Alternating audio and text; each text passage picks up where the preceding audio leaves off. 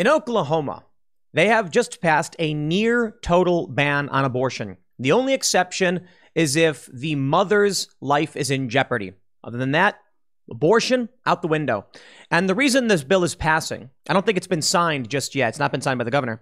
But the reason is that in Texas, with the new restrictions on abortion, women are fleeing into Oklahoma to get abortion. So now Oklahoma is like, we are not going to be the location people flee to get abortions. But while you have that on one side, on the other side, you have what basically amounts to, as the pro-lifers are saying, post-birth abortion or just outright killing babies. We have the story from Christian Headlines. New California bill would legalize infanticide by permitting perinatal death, pro-lifers say. Now, NewsGuard says Christian Headlines is fake news. It's actually got a 57 out of 100, which is fairly normal. And the reason NewsGuard gives ChristianHeadlines.com a negative rating is because they don't label advertising, reveal who's in charge, they don't correct their errors, and NewsGuard says they don't present information responsibly. But they don't publish false content. And that's the important part here. They don't publish false content. But I wanted to show you how pro-lifers are viewing this, legalizing infanticide. And then I'll bring you over to timcast.com, where we take a more analytical and neutral framing to the issue. But still, the result is the same. Upon looking at the proposal in California, it basically says you can't be held responsible if your baby dies, for whatever reason, within 7 days of it being born. Which many people say, it's like, okay, if somebody has a baby and then kills it, there's no penalty. And if you help them kill it, there's no penalty. Maybe that should not be the law. Many are viewing this on the right as the complete inversion of banning abortion, outright saying you can kill a baby within 7 days. And of course, based on what we've seen with Colorado now having their zero restriction abortion guarantees or protections, as they would call it. And in Virginia, former Governor Northam saying the baby would be delivered, made comfortable, and then the mother and the doctor would decide what to do next. Based on those statements, many people see this outright as just like, yeah, the left wants to legalize infanticide. Now, let's actually read the bill and see what it says. But you know what's really fascinating here? I am no fan of false framing or exaggerated claims, and I always seek to look at critical takes, fact checks. I always want to go through this because I don't want to get things wrong. I get things wrong. I do, and I try to correct them. Before I just come out and talk about a story like, is this legalizing infanticide? I'll do a general search for what, personalities, what other outlets are saying about this to try and get a greater context. And I'll look at the bill myself before just coming out and saying it does something or doesn't. The interesting thing here is that when you go to Reuters, when you search for this bill on Google, you get a link to a Reuters fact check. I want to read you this fact check in a second. It says, fact check, California reproductive health bill leads to misinterpretation online. Talking about legalizing infanticide, legalize the murder of children up to 9 months gestation, and in week after birth. The Twitter post went viral. Okay. What you're looking at on the screen is not, in fact, Reuters.com, but Google user content web cache. This is a cached version of the article because, let me go to Reuters. This, up top, I have the URL for the fact check. Actually, let me do this in real time. On this website, I will take the actual URL in full. I'm now going to take it and paste it into paste the URL in and enter it, and you will see very quickly 404 not found. And then it reloads Reuters. I don't know why, but for some reason, Reuters has deleted this fact check. Very interesting. Let's take a look at what's going on with this bill. Timcast.com reports California considers proposal to end review of pregnancy-related fetal deaths. Pro-life groups are concerned the inclusion of perinatal death could legalize infanticide. You see, we're not coming out and just saying they want to legalize post-birth abortion. But this is what people view it as, and I'll show you why. The California Assembly's Judiciary Committee passed a bill that would not prosecute women whose babies die of pregnancy-related causes up to 1 week after birth, alarming several pro-life groups. Assembly Bill 2223 amends the pre-existing sections of the state's Health and Safety Code. If adopted, the bill would delete the requirement that a coroner hold inquests for death related to or following known or suspected self-induced or criminal abortion, and would delete the requirement that an unattended fetal death be handled as a death without medical attendance. Just think about that for 2 seconds. Finally, the bill would prohibit using the coroner's statements on the certificate of fetal death to establish, bring, or support a criminal prosecution or civil cause of damages against any person. The bill was introduced by Assemblywoman Buffy Wicks, a self-described lifelong community organizer who previously worked on Barack Obama's presidential campaigns. She recently filed for re-election in the East Bay's Assembly District 14. Wicks said she wrote AB 2223 to prevent women from facing investigation, prosecution, or incarceration due to pregnancy-related outcomes, including abortions. Quote, anti-abortion activists are peddling an absurd and disingenuous argument that AB 2223 allows parents to harm infants, when the truth is, the part of the bill they're pointing to is about protecting and supporting parents who are experiencing the grief and trauma of pregnancy loss, she wrote in a Twitter thread defending the bill. This isn't a bill about infanticide. This is about protecting Californians who suffer pregnancy loss from being unjustly investigated, prosecuted, or incarcerated. Now I want to pause there. Actually, I shouldn't. Let me read the bill provision first, then I want to bring up very important points. While testifying before the Judiciary Committee, Wicks gave the example of an unnamed California woman who was prosecuted after she had to deliver her baby via C-section at 8 months following a car accident. Under AB 2223, a person shall not be subject to civil or criminal liability or penalty, or otherwise deprived of their rights based on their actions or omissions with respect to their pregnancy or actual potential or alleged pregnancy outcome, including miscarriage, stillbirth, or abortion, or perinatal death. The CDC defines perinatal mortality as a late fetal death at 28 weeks or more and early neonatal death under age 7 days. Additionally, the bill states that a person who aids or assists a pregnant person in exercising their rights under this article shall not be subject to civil or criminal liability or penalty, or otherwise be deprived of their rights based solely on their actions to aid or assist a pregnant person in exercising their rights under this article with the pregnant person's voluntary consent. The bill also replaces the word woman with gender-neutral terms like individual or pregnant person throughout the text. The Assembly Judiciary Committee recommended the bill be passed on April 5th. The committee's vote was split along party lines, with 6 Democrats voting in favor and 2 Republicans voting against. The last Republican member did not vote on the proposed policy. I want to pause real quick. I understand the point being made, and it is something the right needs to address. The last thing any of us want is, say there's a woman, and she gives birth to a child, and the child dies within a day or 2 or 3. We don't want that woman being prosecuted and accused of a crime when dealing with a very serious tragedy. But there's also the very serious issue of, if someone you know and care about dies, you get investigated. Like if you're involved in some way, if you're there, if you watch it happen, even if you report it. When it comes to, say, like a woman or man being murdered, they will look to the spouse and say, what were you doing? Where were you? Because you were the one who had best access to the individual. Now, you might say a mother wouldn't want to kill her baby, or why would a husband or wife kill their significant other? It happens. And there's good reason to investigate. So in this instance, I don't think it's a fair argument necessarily from the left to say that if a woman has her baby die within 7 days of being born, you won't investigate. And that's basically what it seems like is happening. Now, here, let me read it again. A person shall not be subject to civil or criminal liability or penalty or deprived of their rights based on their actions or omissions with respect to their pregnancy or perinatal death. Okay, I'm sorry. This doesn't do what they're claiming it does.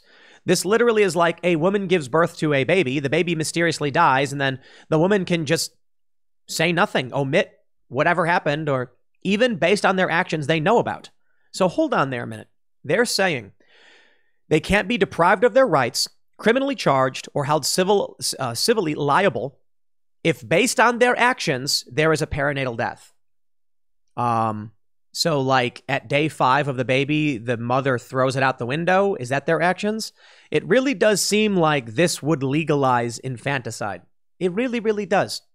But let's take a look at what our good friends over at Reuters had to say before they deleted the fact check. They say a newspaper article suggesting a proposed California reproductive health bill would legalize the maternal killing of newborn babies, a claim that quickly spread on social media where users claimed the bill would legalize infanticide, misinterpreted the bill, experts told Reuters. The California Assembly member who introduced the bill filed amendments to further clarify the language used. The online Miami Standard story ran with the headline, California introduces new bill that would allow mothers to kill their babies up to 7 days after birth. It refers to the bill as an infanticide bill that would legalize the murder of children up to 9 months gestation and in the weeks after birth. A Twitter post sharing a screenshot of the article has over 6,000 reactions. We get it. The bill introduced in California by member Buffy Wicks is available to read in full. The part of the bill that is generating the most concern is Section 7A, which reads, notwithstanding any other law, a person shall not be subject to civil or criminal liability or penalty or otherwise deprived of their rights based on their actions or omissions with respect to their pregnancy or actual potential or alleged pregnancy outcome, including miscarriage, stillbirth, abortion, or perinatal death. I'm reading it fast because we already know it, but I want to read for the sake of the article. The worry for several readers and commentators online is that the language around perinatal death, which some fear exempts parents from prosecution for murder. One Twitter user quoting the section wrote, here is the worrying part. A representative for Wicks quoted him as saying that the online claims, anti-abortion activists, so we saw that.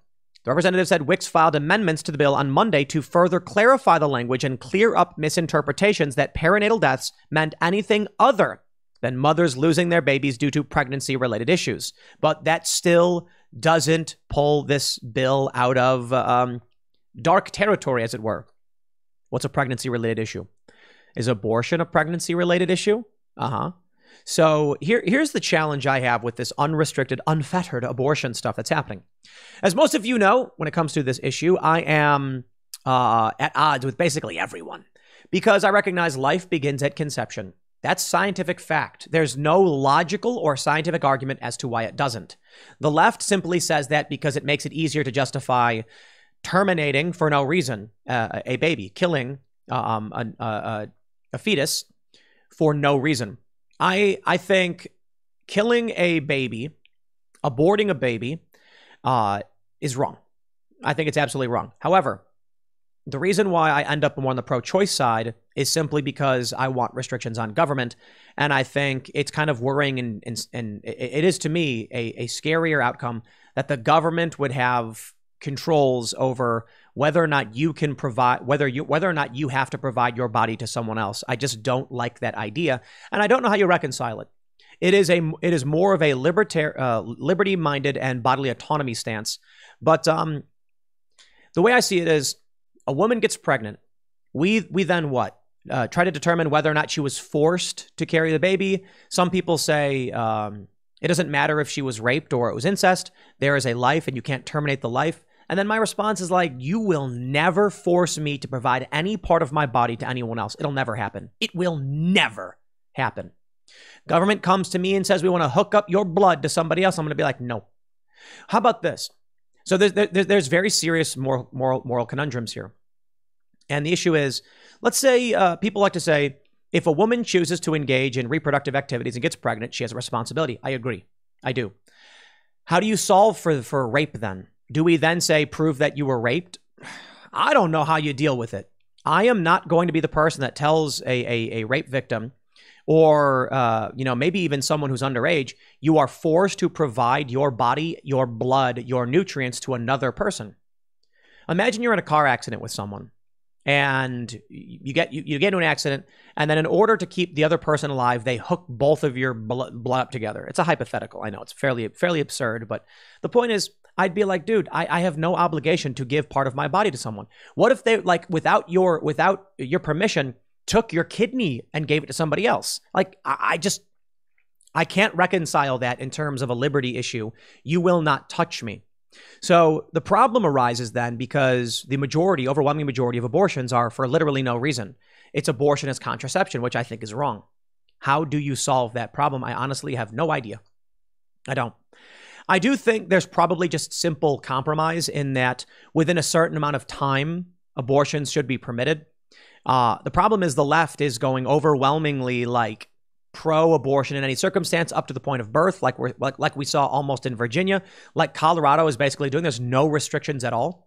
And we're seeing on the right, they're basically saying either only in a few weeks or in the case of Oklahoma, like outright not at all. And I'm just like, man, It's tough. There is no middle ground here. There's none. For me, I'm just like, get the government out of there. Ben Shapiro makes a really good point, though. He says, if there's one thing the government should do, it's protect life. And if you have a woman who is pregnant, the government should not allow this person to terminate that life. But it's just like the person's attached to you and like, it's not that easy. You have two distinct life forms, the baby and the mother, whose rights get protected. You can argue the right to life supersedes the right of the mother not to provide her body. But then I'm like, is that not still the mother's right to life? Far be it from me to claim to be the arbiter of morality. I think this is one of the most difficult moral conundrums we face. And because of it, we're dealing with what may be a catalyst for civil war, or at least a major component. Oklahoma, Colorado, California, Texas, Mississippi, these diametrically opposed abortion laws. They're coming into play. And it's resulting in people fleeing some states for other states. I don't see why someone who is conservative-minded in a blue state would flee to a state that bans abortion because they just wouldn't get one. I can understand why people in a red state who want abortions would flee and go live in states that allow them. It's going to cause geographic hyperpolarization.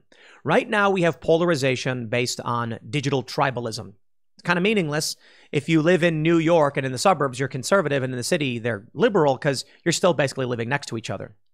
But now, because of many of these laws, it's actually driving geographical hyperpolarization, meaning conservatives will more likely live in conservative areas or vote for policies like this, resulting in people who are Democrat fleeing to other areas. And then what will happen is when these Democrats flee from Texas into Colorado, Colorado will become deeper blue, driving out conservatives for a variety of reasons, maybe tax policy or wokeness in schools. You will then have states that despise to an extreme degree other states. And where does that lead to? Now, I don't know why Reuters deleted this, but when you actually go on Google and look up this fact check, it's gone, as I already showed. Sorry, that page is missing. Do you want to check if a saved version is available on the Wayback Machine? Don't worry, I used Google Cache to figure out what the bill was actually about. Why did they delete this fact check? I have a theory. I have a hypothesis. I think it's because Reuters actually read through the bill and realized, actually, the critics are right. They're right. This isn't a fact check.